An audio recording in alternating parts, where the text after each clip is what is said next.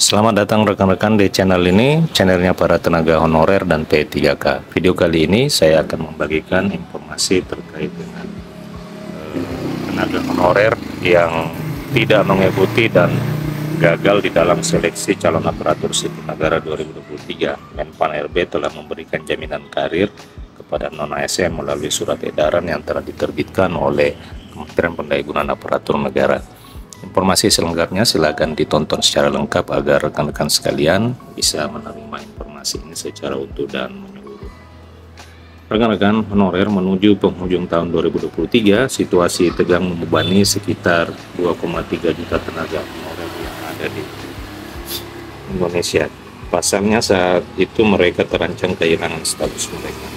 Perubahan kebijakan terkait dengan penghapusan tenaga honorer adalah hasil revisi Undang-Undang Nomor 5 Tahun 2014 yang kemudian menjadi dan ditetapkan menjadi Undang-Undang Aparatur Sipil Negara yang baru.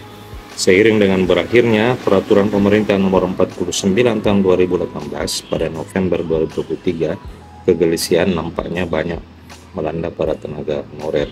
Undang-Undang ASN Nomor 5 Tahun 2014 itu telah dinyatakan per 28 November non-ASN tidak lagi diperkenankan. Ini berarti tenaga honorer yang belum menjadi ASN menghadapi risiko dipecat secara besar-besaran. Tetapi rekan-rekan sekalian, ternyata di Undang-Undang Nomor 5 Tahun 2014 yang telah direvisi menjadi Undang-Undang ASN yang terbaru yang telah disahkan pada tanggal 3 Oktober 2023 yang lalu, 28 November ini diundur tenggat waktunya hingga dengan bulan Desember tahun 2024.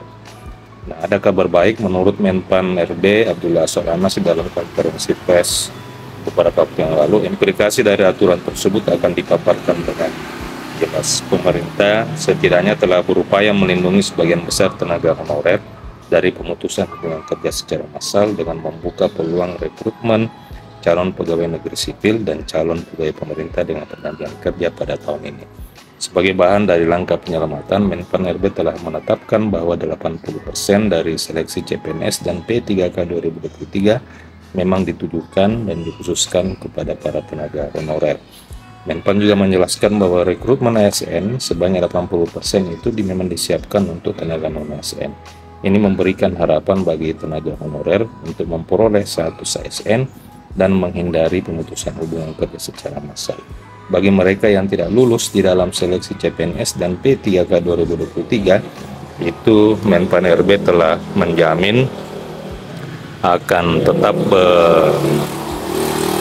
tetap bekerja di instansi pemerintah tempat mereka sebelumnya bekerja.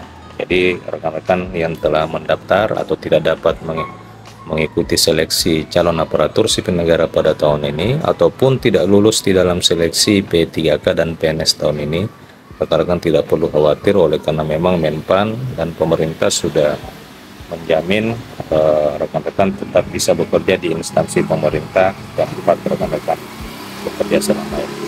Pernyataan itu telah dijelaskan Menpan RB Abdullah Azwar Anas, dan ini pun menjadi angin segar bagi para tenaga non-ASN atau tenaga honorer.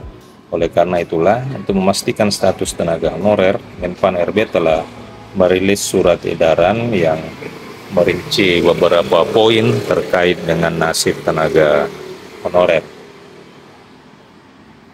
Dalam surat edaran tersebut juga disebutkan bahwa pejabat pembina kepegawaian itu informasikan tetap bisa mengalokasikan anggaran bagi tenaga non-ASN di anggaran 2024 yang terdaftar dalam database BKN tanpa mengurangi pendapatan yang biasa diterima. Selain itu, P3K dan pejabat lain juga dilarang untuk mempekerjakan non-PNS atau non-P3K sebagai ASN atau tenaga non-ASN lainnya, sehingga pemerintah akan berupaya memberikan perlindungan dari PHK massal melalui rekrutmen CPNS dan P3K serta pemberian kuota.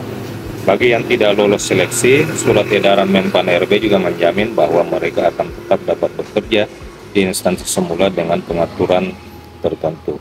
Itulah rekan-rekan nasib tenaga honorer yang tidak bisa mengikuti seleksi P3K dan tidak lulus di dalam seleksi P3K dan CPNS tahun 2023 dengan jaminan yang diberikan oleh Kemenpan RB, artinya tetap bisa bekerja di instansi semula hingga dengan tahun 2024. Adapun proses selanjutnya setelah Desember tahun 2024 sebagai waktu terakhir yang telah ditetapkan di dalam Undang-Undang ASN untuk masa kerja tenaga honorer, selanjutnya nanti akan dibahas di dalam peraturan pemerintah sebagai aturan turunan dari Undang-Undang Aparatur Sipil Negara.